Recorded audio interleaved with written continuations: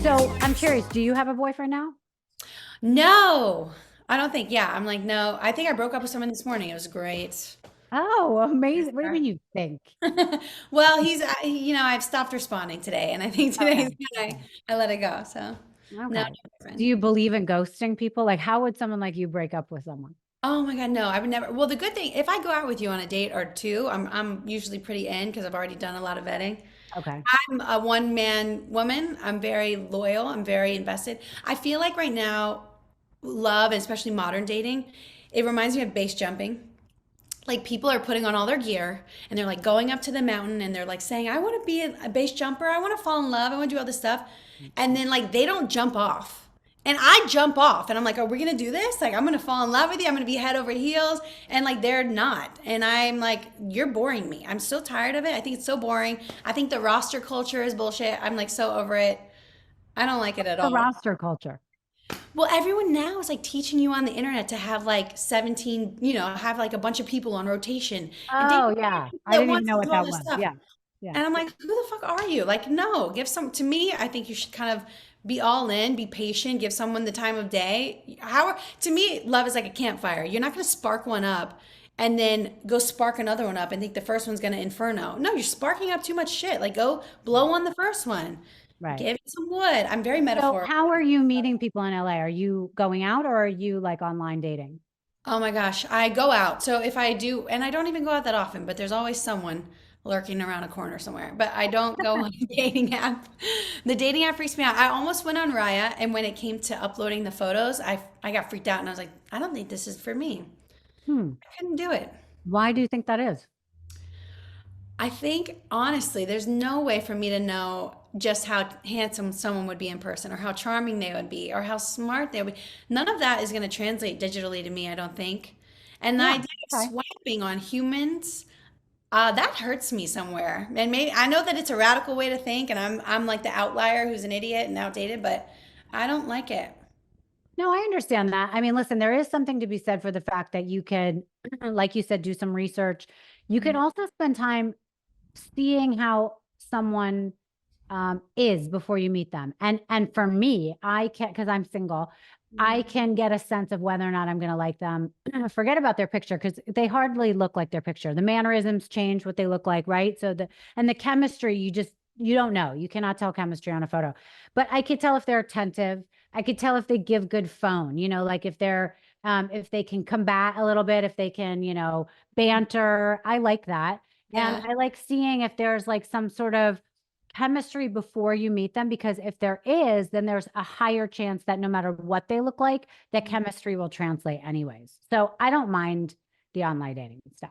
I mean, I'm still single, so clearly it's not working, and I haven't found the right person. But in my history of dating online, I've had a 3-year boyfriend, another one Oh. that was like 2 years. So they just weren't the right Oh. one. Yeah, Yeah. but it worked. Oh, I'm too stubborn. No, but you're right. There are so many success stories. Like it actually does work. Yeah. You know what I would pay for? I would pay for a service where men were maybe psychologically evaluated. Maybe they just were like, we were sure that they weren't a narcissist, or like we were sure that they weren't violent, or like that. It's funny, the safety aspect isn't really for sale yet. And I'm like, that's what I would buy. Why are we That's rolling very around? interesting. See, maybe your head is working and you can start some sort of dating app like Maybe. that. There is a dating app that my friend showed me the other day, and now I'm going to blank on what it's called, but something to the effect of, are we dating the same guy.com? I've Something like heard that. of this. I've Yeah. heard of this. Oh, And the only reason it came up in our conversation is because my friend is dating the same person that they were talking about online, and she was flipping out. And she had only gone on 2 dates with him, but they all sound, everyone's comments sounded the same. He had invited her, on the boat and this and that. And she was really upset because she thought she was the one. But it just shows how hard dating is these days. oh, they're blowing on all these little campfires. I'm like, no, pick one. They're missing out. I feel bad for these guys. Look, bless them. I know they're scared. Falling in love is scary. We're gonna like it's vulnerable, but like you're missing out on so much fun. You know how fun it is to be in love? It's such like a luxury. I think these people are losing their minds. Like I feel like, I don't know. I just think they're hurting themselves. So what are your top 3 things you're looking for in a guy? I really I think one of the sexiest things in a man is a man who's poised or dignified a little bit, because I feel like men are really, they can be very strong and Mm. powerful, and they're kind of the top of the food chain, at least when it comes to a safety perspective, or at least when it comes to what's the most dangerous being on the planet, it's still a man. Mhm. And that would, to me, warrant some kind of poise, or why would you be argumentative with a woman, or why would you be combative, or why would you ever call someone a bitch? I would never date someone who called women bitches, probably. Got it. Those kind of things. A little poise is such a turn on. Hmm. Yeah. Okay. What are your other two ones? I don't know. I feel like I just stopped at poise. I don't know. I have a list up there, but I'm thinking about throwing it out the window, because now I'm like, I had this whole list and I'm like, he's got it. I'd love it if he were creative. I'd love if he made me feel safe. But no, I don't know. I don't know anymore. There's a lot of talk these days. I've read a couple articles on trad wives. Do you know what that is? Traditional Yes. women. Is Mhm. that something that you believe in? Um, to each their own. If you like farm all day, I'm from a dairy farm town. I totally get the appeal, actually. Yeah. To be in love, you could convince me to go live on a houseboat and never talk to anyone again, and I would do it if I was in love. So I get falling off the earth and being in love. It's totally fine.